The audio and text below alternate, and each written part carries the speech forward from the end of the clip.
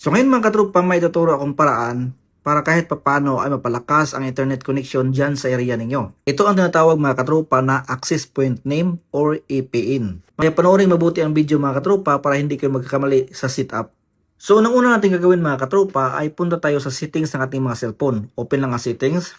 So dito mga katropa sa settings ng ating mga cellphone, hanapin lang natin dito itong mobile data or mobile network. So sa ibang cellphone, mobile data. At sa akin mga katropa ay mobile network. Click lang natin. Ngayon mga katropa, pipili tayo ng SIM kung saan ginagamit natin pang data. At may internet or may load. Okay? So sa akin mga katropa itong SIM 1. Click lang natin itong SIM 1. At hanapin natin dito mga katropa itong access point name or APN. Ito mga katropa. Hindi lang tayo aasa mga katropa sa default na access point name or APN ng ating mga cellphone. Meron tayong gagawin or baguhin para kahit papano ay mapalakas at stable ang connection ng ating mga data.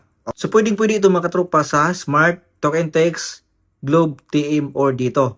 So i-click mo lang itong access point name at dito mga tropa ang default natin na access point names itong Smart Internet. Ito mga katropa, dito naka-blue, so ibig sabihin ito ang default. So ang gagawin natin mga katropa, hanapin natin itong plus sign. Sa ibang cellphone ay add APN nakalagay. Kung wala kayong makita dyan mga katropa, pindutin mo lang itong 3 dots. May nakalagay dyan, add APN. So sa ibang cellphone, tulad sa akin ay plus nakalagay. Click mo lang itong plus sign. At dito mga katropa, gagawa tayo ng panibagong APN. So pindutin mo lang itong name mga katropa.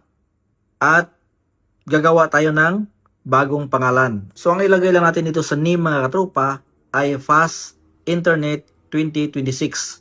So, depende na sa inyo mga katropa kung anong gusto ninyong ilagay dyan. Basta related sa internet. Okay? So, ang pinaka-importante mga katropa itong APN. Click lang natin itong APN. At ang ilagay natin dito mga katropa ay simple lang. Internet. Puro small letter mga katropa ang ilagay natin. Internet. At scroll down lang natin mga katropa. Diretso tayo dito sa server. So, iiwan lang natin na nakablanko itong iba. Diretso tayo dito sa server. So, dito sa server mga katropa, ang i-type lang natin dito ay www.google.com. Yan lang ang ilagay natin mga katropa sa server.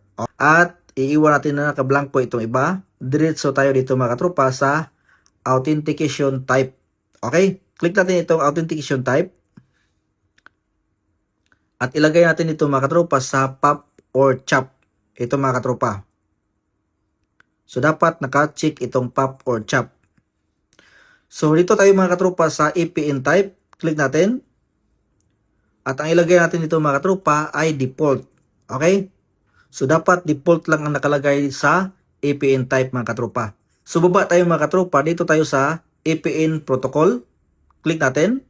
At ilagay natin dito sa IPv4, IPv6. Okay? Click natin.